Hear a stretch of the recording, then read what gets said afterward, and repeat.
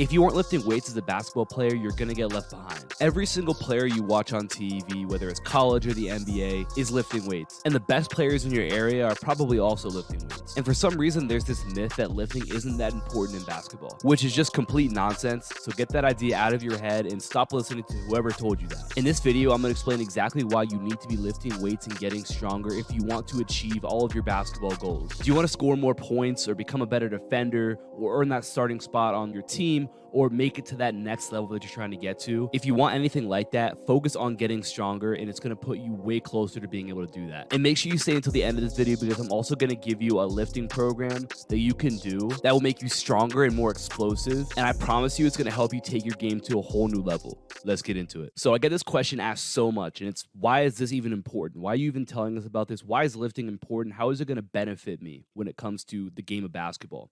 And I talked about this in a video I just did, talking about how to become an unguardable one-on-one player, somebody who can score at will. When you look at the best scorers in the game, what do they do, and how can you emulate some of that so that you become a better scorer? The best scorers in the NBA, when you look at them, the best one-on-one scorers are very strong. Between Luka, you have James Harden. Steph Curry is a great example, where Steph doesn't look super strong. Physically, he doesn't look super imposing. But, you know, I remember they were talking about that with the Warriors. He had like one of the strongest deadlifts on the team. It was like over 400 pounds, right? And this guy's probably, 190, 195, 200 pounds maybe. But he's super strong, which allows him to just handle physicality at a super high level, which is why, you look at Steph, he's probably pound for pound one of the strongest players in the NBA, right? And that no doubt has a huge impact on his ability to score the ball and really just make plays in general at such a high level. So let's talk about why that is. The first thing is that you can handle the physicality that comes with the game of basketball. So you can go where you want to go on the court. When you drive and you want to go to a certain place, you can get there because you're strong enough to not be bumped off of your path. Conversely, you also, aren't going to go places you don't want to go. You don't have to dribble into a trap because you aren't strong enough to stop or go a different direction. You don't have to get funneled into a corner or whatever the case may be. You're able to, again, go where you want to go. And it also, translates to other areas, like being able to finish through contact.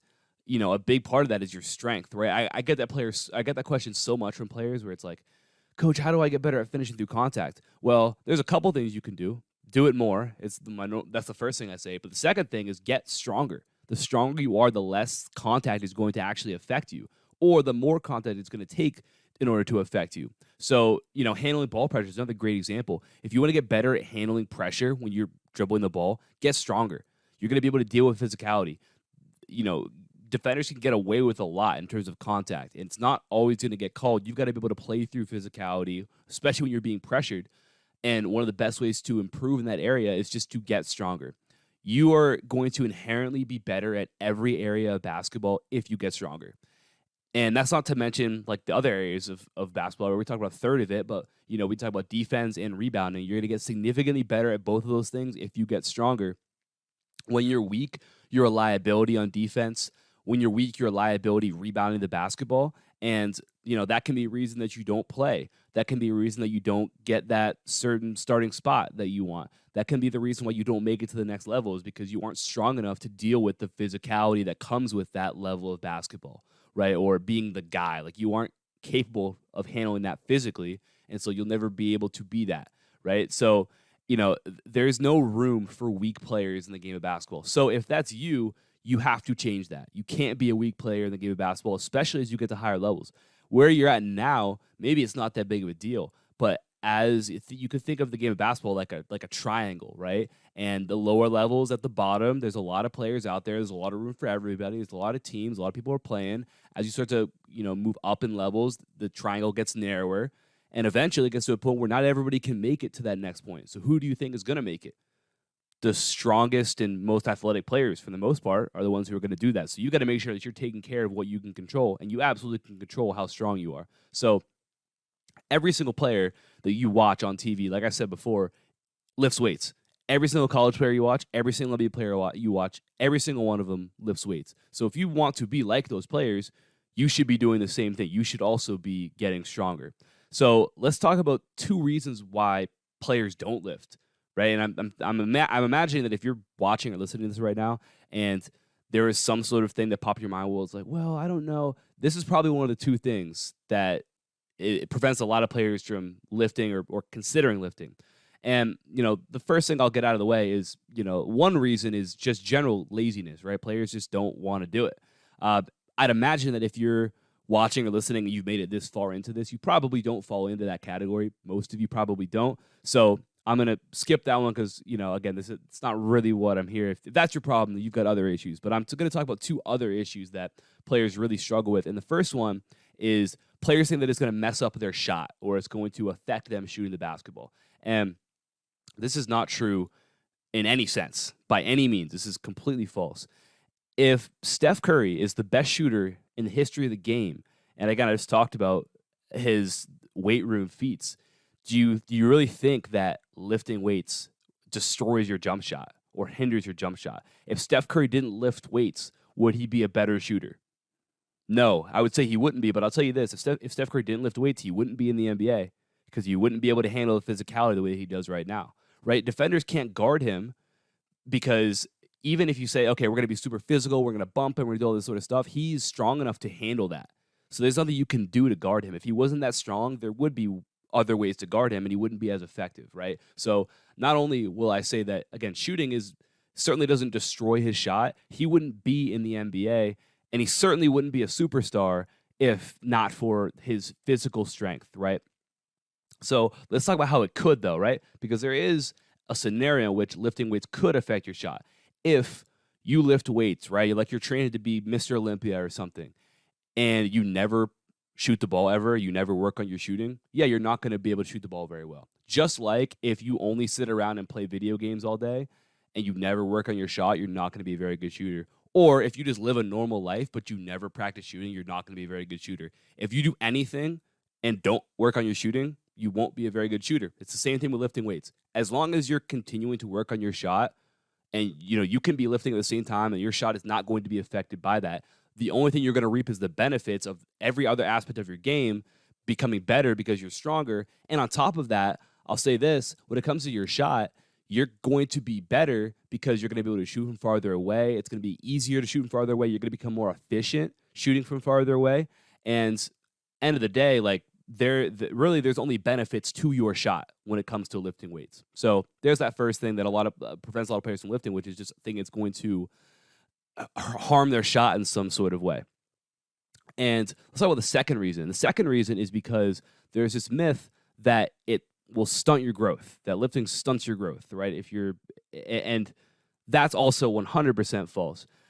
This is the conclusion of one study by the American Academy of Pediatrics. It says the American Academy of Pediatrics has concluded that contrary to what many believe, proper strength training does not stunt growth.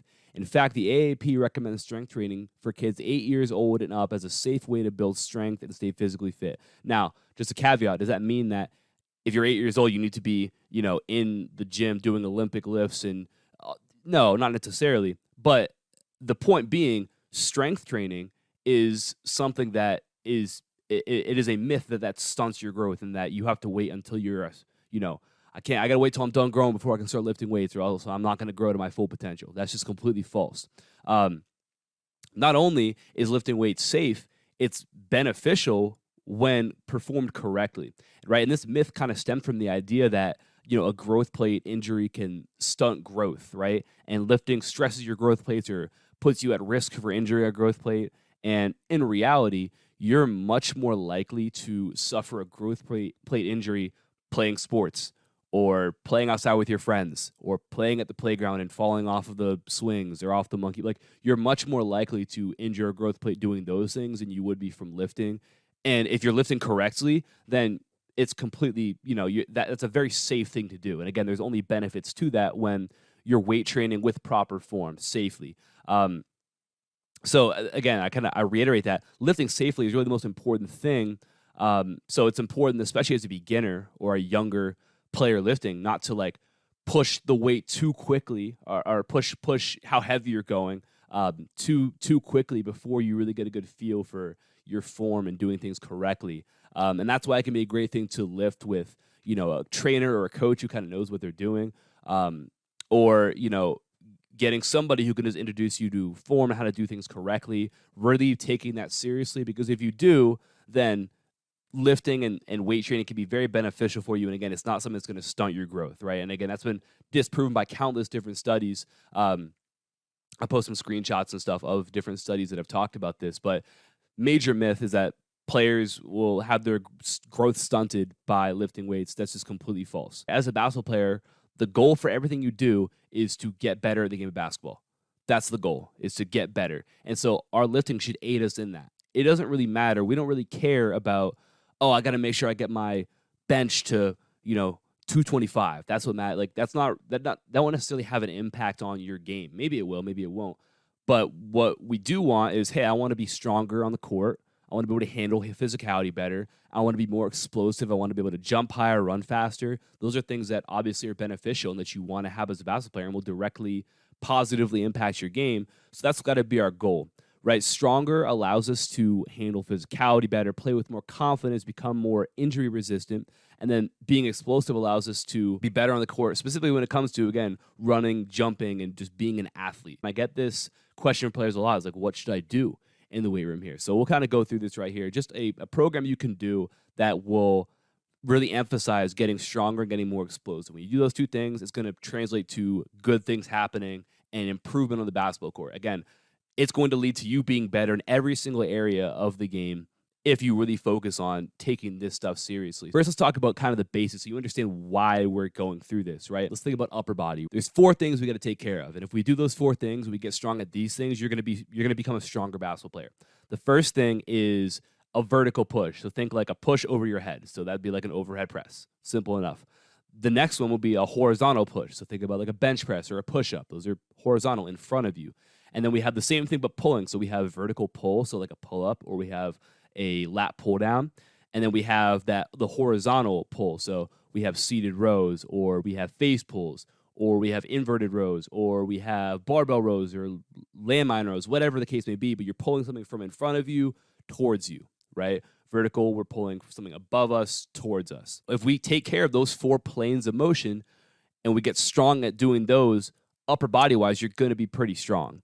And so that's upper body. Lower body, we're just thinking about push. So being able to push, so like a squat, and there's a lot of different variations of squats we can do. Back squat, front squat, goblet squat, dumbbell squat, whatever you want to do. There's a lot of different variations of squat we can do.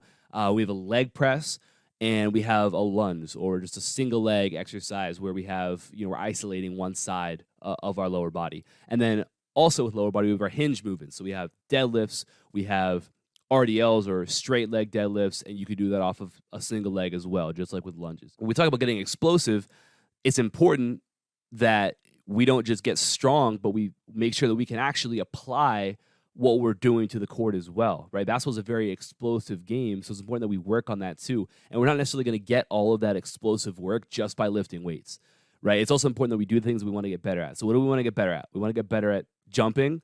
We want to get better at sprinting. So it's crucial that we do both of those things pretty often so that we're comfortable doing them. What this is going to allow is that as you get stronger with your lifts, it's basically going to extend the capacity you have for these explosive movements, right? If we're training them as well. So as I get stronger at producing force through my squat or my deadlift, and I also get better at using that force explosively through working on my jumping or working on sprinting, it's going to lead to me becoming a better athlete on the basketball court. So that's why we have these two things merge together with the strength and the explosiveness. Really, it's simple. For jumping, we work on jumping as high as possible or as far as possible. We're just trying to push ourselves to what we do. So this can be as simple as running and trying to jump a certain spot on a wall, or trying to touch a certain spot on the rim or the backboard, trying to dunk the ball or dunk a tennis ball or a volleyball. Anything where we're just maximally jumping. It could be a broad jump where we're trying to jump as far as possible. It could be a triple jump. Anything that we are doing where we're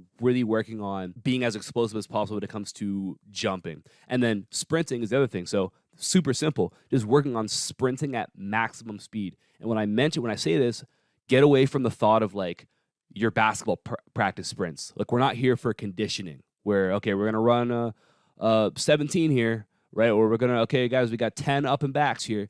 That's conditioning. We're talking about improving our max capacity, our max output in our sprint which is going to allow us to get faster. So we just want to go for a short distance as hard as possible. And then we're going to give ourselves a ton of time to rest so that the next time we go, we're back at close to 100%, and we can do that same thing, max output. What that's going to do is it's going to increase our potential output, and then you're going to get into games and be able to run faster. That's also going to lead to you being able to jump higher and be more explosive in general. So those are the two things we're thinking about, strength and then explosiveness. So I'll put a screenshot up right now, but here's workout 1 here. And for the first part, we're just going through a warm-up. So this can really be anything where you're just getting yourself moving a little bit. So, if your weight room is, a part of like a gym that has a court, or there's a court outside or whatever, like just going and shooting around and just like, just go for 5 minutes and pretend someone's guarding you and, go get buckets, right? Just do that for 5 minutes. You're going to feel pretty warmed up after that, maybe even less than 5 minutes if you're going real hard.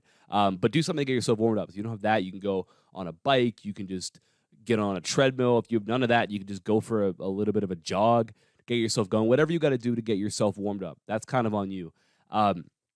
We're at that point, we're going to jump right into our explosive work because we want to be as fresh as possible for this because, again, we're talking about max output. If we do this after our lifting, we're not going to be as fresh, and we're not going to be able to jump as high, run as fast. So we want to do these things first to get them out of the way. So for explosive work on day 1, we just have 2 sets of 6 to 8 rim jumps or backboard jumps. Basically, you're just going to go up and try and dunk, right? If you can already dunk, then see how high up you can get on your dunks, right? If you can't dunk yet, see how high up you can get on the net or how, high up you can get on the rim or whatever. If you want to try and go backboard, how high can you touch on the backboard?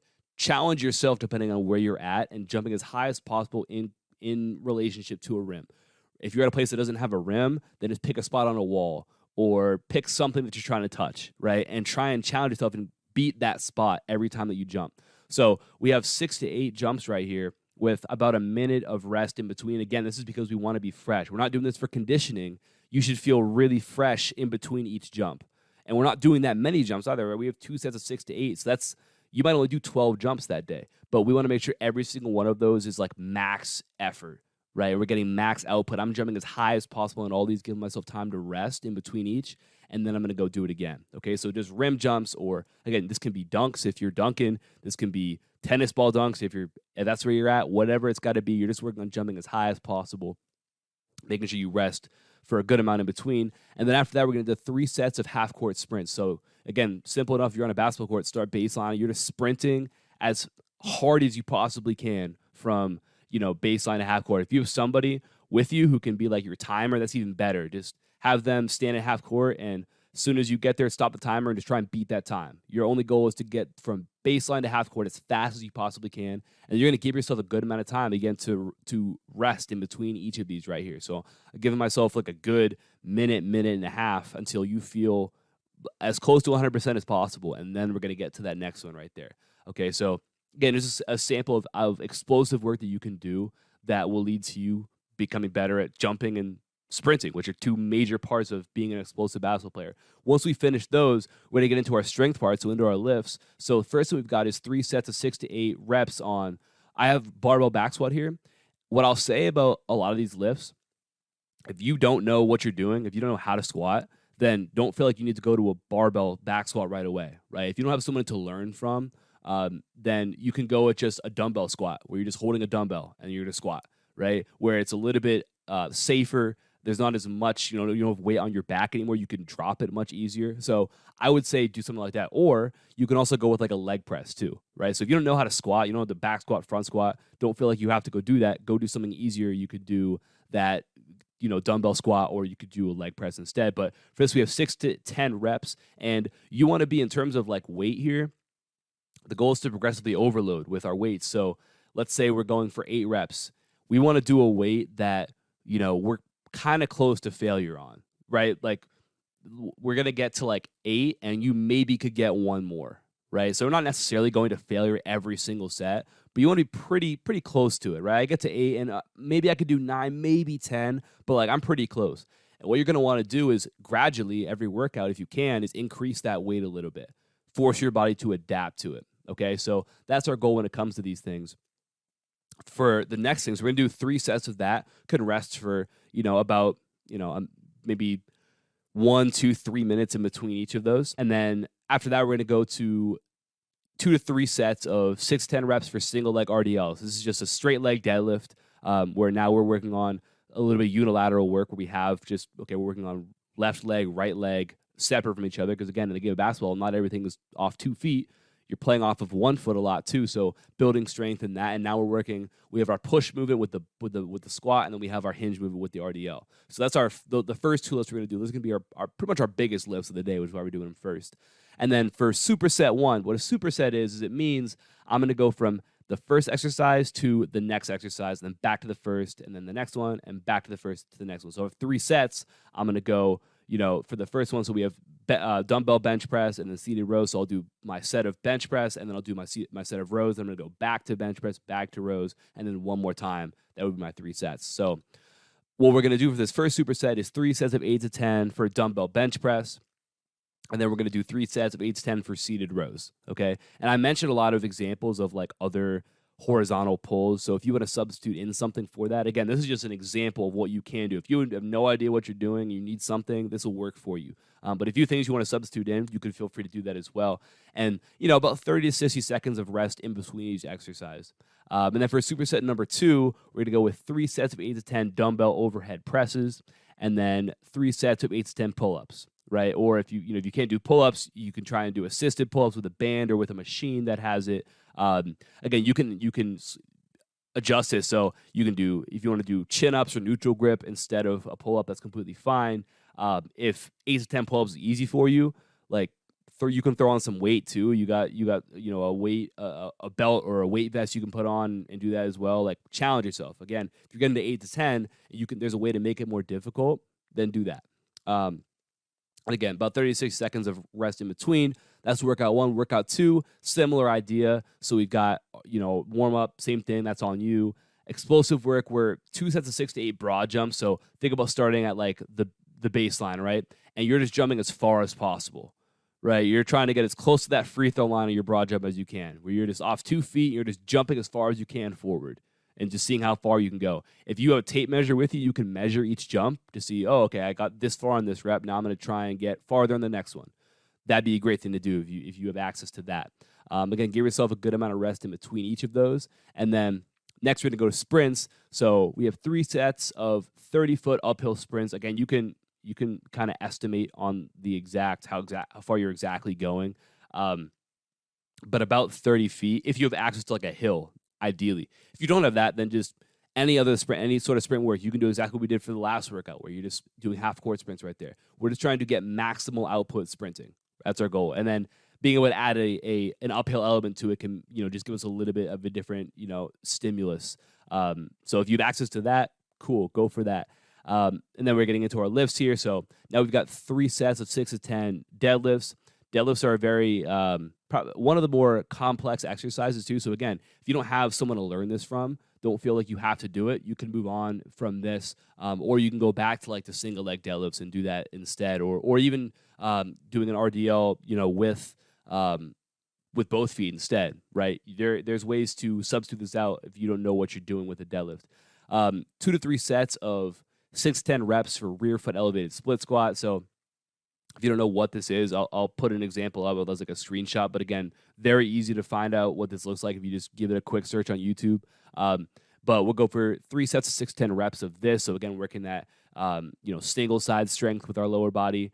And again, we're getting our hinge movement and we're getting our push movement as well. Then we're going to get to our first superset. So we have 3 sets of 8 to 10 with barbell bench press. And again, we're just going barbell instead of dumbbell. But it's really up to you what you want to do. If you want to mess around with an incline on your bench press, like, you can do that, whatever. But we're getting our vertical push in. And then we've got, for that next part of our superset, 3 sets of 8 to 10 face pulls. So, we have our next kind of horizontal pull right there. And then we have, 30 to 60 seconds of rest in between each right here. And again, for all these exercises, guys, you'll be able to find them if you just search them, right? You'll be able to find great examples of people doing them, of people walking you through them, of how to do them. So you'll be able to find everything. Superset number 2, You have 3 sets of 8 to 10 barbell overhead press right here. So get into that vertical press, and then 3 sets of 8 to 10 lat pull downs. There's a lot of variations you can do with that, but we can keep it simple. Just go normal lat pull down machine. And then again, 36 seconds of rest in between each exercise right there. So what I would say in terms of frequency is you could do this this is a full body workout, right? This is pretty taxing. You could probably do this about 3 times a week. Think like Monday, Wednesday, Friday. So workout 1 on Monday, workout 2 on Wednesday, workout back to workout 1 on Friday, and then take the weekend off. Monday back to workout 2 now, and then 1 on Wednesday, 2 on Friday, weekend off, back to 1 on Monday. You guys see the continuity right there. Just a sample of how you can do this right there, because we don't need to overdo it. We're getting a good amount of volume, but again, we're hitting strength in all 4 planes, which is going to make us that guarantee that we're going to get stronger as long as you continue to increase your weights over time. So what you can't do is on the first day, your weights can't be the same, or the reps they can't be the same as what you do, 2 weeks later. Because if you're just going to do that, your body is not going to have to adapt and overcome a new stimulus, which would be another, more weight on the bar or more weight with the dumbbell or whatever the case may be. So make sure you're increasing your weight as often as you can to really challenge yourself. And if you keep on doing that, you're going to get stronger, right? And that's going to, like I said, that's going to lead to you being better in every single area of the game of basketball, right? So just examples of 2 workouts you could do. Again, feel free to substitute stuff in, but if you don't know what you're doing, this is a great place for you to start. And like I said, guys, I feel like I've said this a million times, but when you do this, it will improve your ability in every single other thing that you do. So if you're working on becoming a better shooter, better ball handler, a better decision maker, whatever, all those things are going to be easier for you if you also have the strength and explosiveness factor as well. In the top link of my description below, get my free Elite Perimeter Score program as well. So that'll give you a program you can do to lift and a program you can do for your skills as well. So I mean, your development is pretty much taken care of just with those 2 things, right? That's completely free. That's top link in my description below. So hopefully you take those 2 things, take both these programs, and you apply them and you get after it. Like, I think you're going to see some crazy progress. And, this is a good time of year if you're watching this when it comes out, because the season's, kind of around the corners. Now's the time to really dive in and focus on this stuff. So again, top link in my description below, get my free program as well. Hopefully you guys enjoyed this. Drop any questions for me down below. Drop a like, subscribe if you're new. I'll talk to you guys soon. Peace.